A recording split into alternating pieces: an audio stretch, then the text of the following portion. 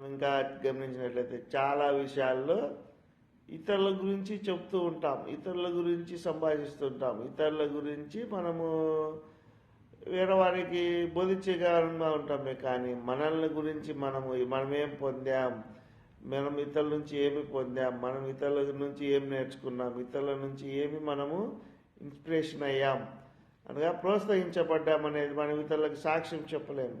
ఎందుకనగా మనము ఎప్పుడు చూడు ఈయన ఉన్నప్పుడు మన సంఘం బాగుండే, ఈయన ఉన్నప్పుడు మన కుటుంబం బాగుండే, ఈయన ఉన్నప్పుడు మన సమాజం బాగుండనే చెప్తాం. కానీ వారి ద్వారా మనం ఇన్స్పిరేషన్ అయ్యి మనము ప్రోత్సహించబడి మనం ఇతరులకు మాదిరిగా ఉంటే మంచిది. కానీ ఎప్పుడు వారి పేరు వీరి పేరు చెప్పుకుంటా ఆ రీతిగా ఉండాలి, ఈ రీతిగా ఉండాలి అనేది కాదు. కానీ మనము నడుచుకుంటూ ఇతరులు నడిపించినట్లయితే, మనం ప్రవర్తిస్తూ ఇతరుల ప్రవర్తన బాగుండాలని కోరుకుంటే, మనం మాట్లాడుతూ ఇతరులు మాట్లాడాలని కోరుకుంటే, మనము జీవిస్తూ ఇతరులు జీవించాలని కోరుకుంటే అది ఉత్తమము, అది ఉత్తమమైన మార్గము, అది జీవం మార్గం అన్నమాట.